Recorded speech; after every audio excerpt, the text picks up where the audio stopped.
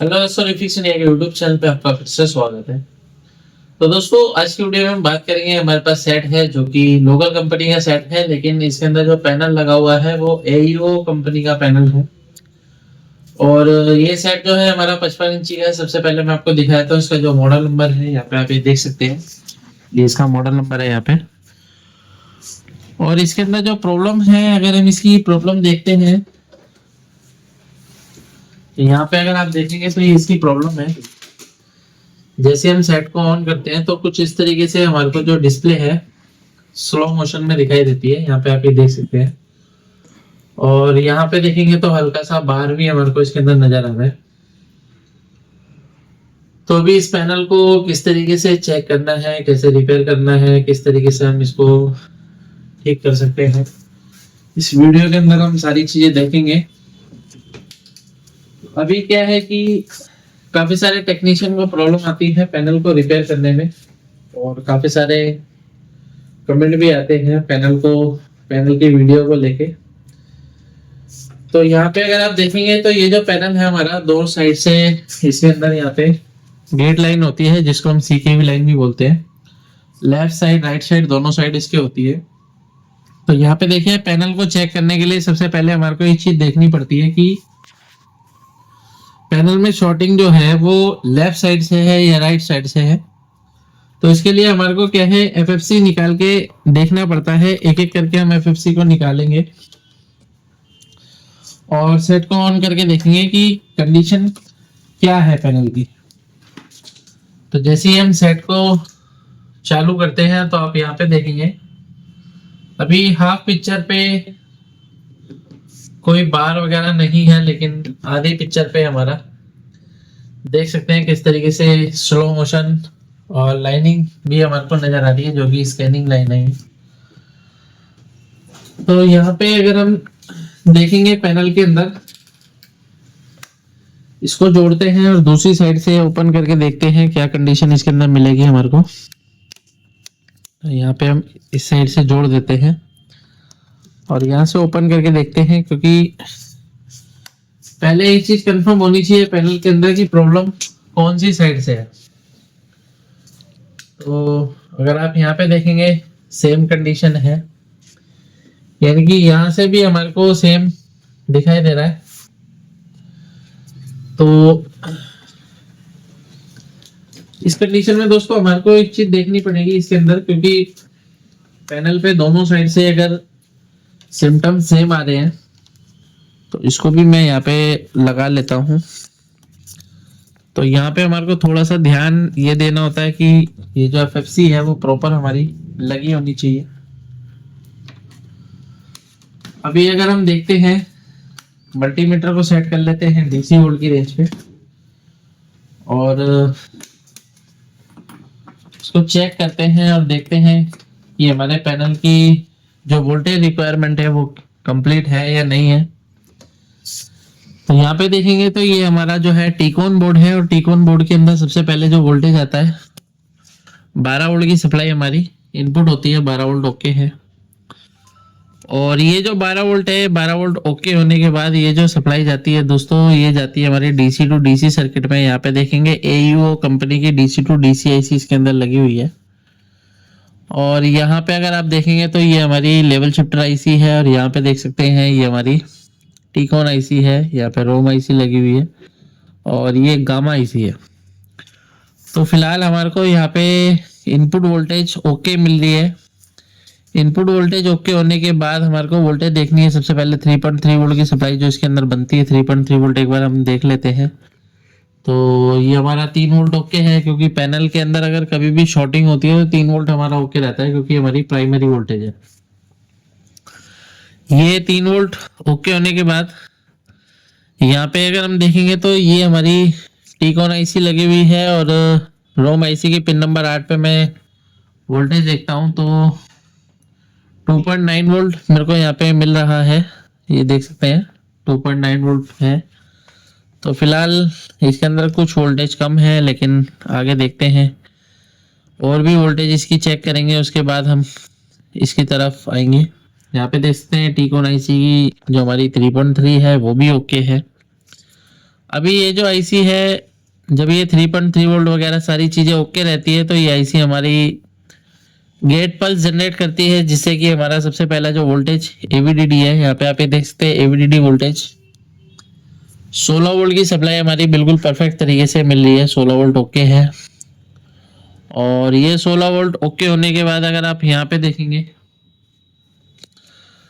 इसके अंदर हमारे को और भी चीजें देखनी है, क्योंकि यहाँ से देखिए 16 वोल्ट की जो सप्लाई है इस रेजिस्टेंस के द्वारा ये पीएफ से होती हुई हमारे इस मोसफेट के अंदर आ रही है। और मोसफेट के अगर मैं ड्रेन पे वोल्टेज चेक करता हूँ, ये हमारी आउटपुट वोल्टेज है, क्योंकि ये पी चैनल मोसफेट लगा रहता है। और पी चैनल मोसफेट पे वोल्टेज बिल्कुल परफेक्ट है, 16 वोल्ट ओके है। उसके बाद इसके अंदर वीजीएच और वीजीएल वोल्टेज हमारे को देखनी पड़ेगी। तो वीजीएल के लिए अगर हम यहाँ पे आते हैं तो वीजीएल का अगर हम टेस्ट पॉइंट देखते हैं, यहाँ पे अगर आप देखेंगे तो वीजीएल के टेस्ट पॉइंट पे -9 वोल्ट ओके है। और वीजीएच अगर वोल्टेज देखेंगे तो वीजीएच पे अगर आप देखेंगे तो यहाँ पे हमारे को ये हमारी वीजीएच वोल्टेज है, वीजीएच का टेस्ट पॉइंट है। यहाँ पे अगर आप देखेंगे तो यहाँ पे मेरे को अभी कुछ भी देखने के लिए नहीं मिल रहा है, क्योंकि यहाँ पे देखिए यहाँ पे पीएफ लगे हुए हैं और पीएफ पे भी कोई भी वोल्टेज नहीं है। और यहाँ पे सेम कंडीशन है, इसमें देख लेते हैं एक बार।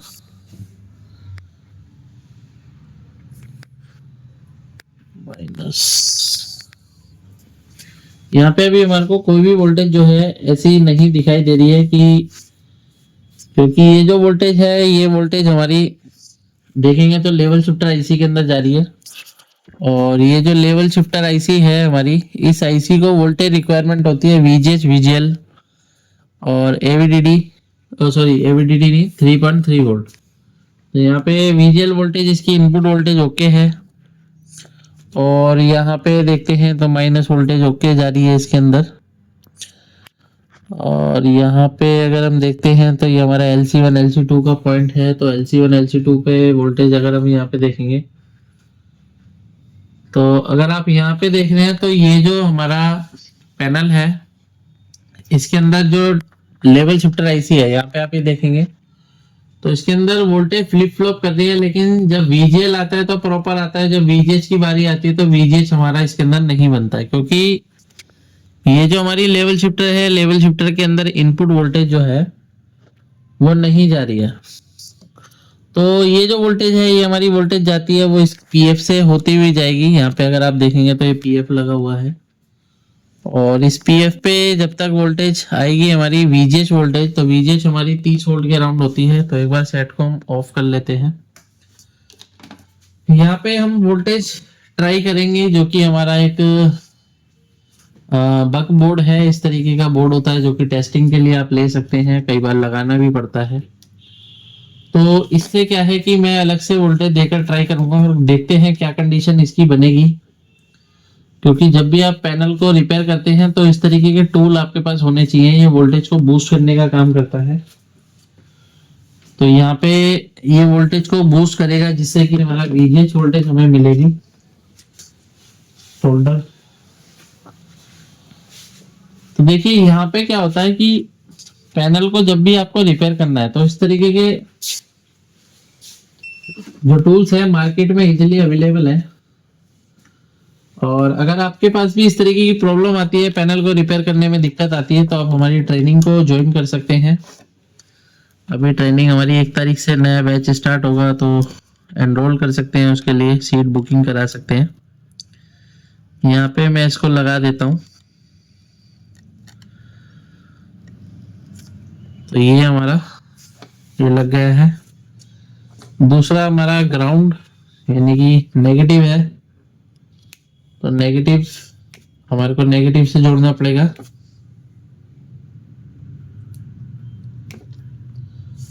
तो देखिए जब भी आप काम करते हैं थोड़ा सा फिनिशिंग से काम हमारा होना चाहिए, ताकि कहीं पे भी वायर जो भी आप लगाना चाह रहे हैं इधर उधर शॉर्ट ना हो, जहाँ पे आप लगाना चाहते हैं वहीं पे लगे। क्योंकि कई बार इस तरीके की वायर लगाते टाइम पैनल शॉर्ट हो जाता है या फिर इधर उधर वायर जुड़ जाती है। ब्लेड ले लेते हैं, वहां से ब्लेड ले लो, इसको हम कटिंग कर लेते हैं। और पेस्ट लगा के इसको ग्राउंड से अटैच करते हैं। तो यहाँ पे मैं ग्राउंड से इसको जोड़ देता हूँ। ये हमारा ग्राउंड है।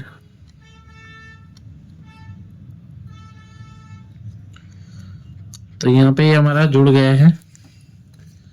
अभी क्या है, सेट को ऑन करके सबसे पहले हम इसकी वोल्टेज जो है सेट करेंगे, क्योंकि जो हमारा VGH वोल्टेज है उसको हमारे को कंफर्म करना पड़ेगा कितना वोल्टेज हमारा ये बना रहा है। तो सेट को मैं एक बार ऑन कर लेता हूँ और यहाँ पे अगर मैं VGH देखता हूँ तो VGH पे हमारे को कितना वोल्टेज मिल रहा है। अभी हमारा 17 वोल्ट है। यहाँ पे हमारे को वोल्टेज सेट करनी पड़ेगी। तो वोल्टेज सेट करने के लिए हमारे को चाहिए, इसी से भी कर सकते हैं। तो यहाँ पे हमारे पास एक स्क्रू ड्राइवर है, इससे हम वोल्टेज को इंक्रीज करते हैं और यहाँ पे वोल्टेज को सेट कर लेते हैं 30 वोल्ट, क्योंकि VGH वोल्ट जो होती है हमारी 30 वोल्ट के अराउंड होती है, क्योंकि पैनल हमारा बड़ा है। तो 27 वोल्ट से पैनल पे प्रॉब्लम आ सकती है। 30 वोल्ट एक बार हम सेट कर लेते हैं और उसके बाद 30 वोल्ट यहाँ पे देंगे और देखते हैं क्या कंडीशन बनती है। ये हमारा 30 वोल्ट सेट हो गया है और 30 वोल्ट जो है हम VGH की लाइन पे देंगे, यानी कि जो कि VGH है वोल्टेज गेट हाई वोल्ट। तो देखिए कई बार इस तरीके की दिक्कतें भी आती हैं, क्योंकि कई PCB ऐसी होती है रस्ट जिसके अंदर आता है, और रस्ट आने की वजह से इंटरनल ट्रैक ब्रेक होते हैं या फिर कोई रेजिस्टेंस शिफ्ट हो जाती है। तो आपको इस तरीके की दिक्कतें मिल सकती है। अभी क्या है कि एक थर्ड पार्टी एक मॉड्यूल लगा के हम इसको कंफर्म कर लेते हैं कि हमारा जो पैनल है वो वर्किंग कंडीशन में है या नहीं है। वो चीज हमारे को वोल्टेज देने के बाद ही कंफर्म हो पाएगी। तो यहाँ पे क्या है, ये VGH की लाइन है, यानी कि यहाँ से हमारा VGH आता है। तो थोड़ा सा मैं इस पे सोल्डर लगा देता हूँ, क्योंकि काफी सारा रस्ट है इस पैनल पे। सोल्डर भी देख रहे हैं प्रॉपर तरीके से लग नहीं पा रहा है इसके अंदर। तो यहाँ पे हम इसको जोड़ देते हैं। ये मैंने जोड़ दिया। अभी क्या है कि जोड़ने के बाद अगर हम यहाँ पे देखेंगे तो सेट्सों में एक बार ऑन करता हूँ और ऑन करने के बाद एक बार हम इसकी LC1 LC2 पॉइंट एक बार चेक कर लेते हैं। तो ये हमारा 30 वोल्ट आया और ये -9, 30 वोल्ट और -9। यहाँ पे भी देख लेते हैं 30 वोल्ट -9, 30 वोल्ट -9, यानी कि हमारा लेवल शिफ्टर IC की वोल्टेज रिक्वायरमेंट कंप्लीट है। और पैनल की कंडीशन भी देख लेते हैं एक बार। तो अगर आप यहाँ पे देखेंगे पैनल हमारा फर्स्ट क्लास तरीके से चल रहा है। पैनल पे पूरी पिक्चर है। तो इस तरीके से हम किसी भी पैनल को आसान तरीके से रिपेयर कर सकते हैं। पैनल में बहुत सारी दिक्कतें आती हैं जो कि आप रिपेयर कर सकते हैं। काफी सारे टेक्नीशियन को प्रॉब्लम आती है। तो अगर आपको प्रॉब्लम आती है तो आप ट्रेनिंग को ज्वाइन कर सकते हैं। ट्रेनिंग ज्वाइन करने के लिए नीचे दिए कॉन्टेक्ट नंबर पर कॉन्टेक्ट कर सकते हैं। वीडियो अगर आपको पसंद आए तो वीडियो को लाइक करें, शेयर करें, कमेंट करें। Thank you.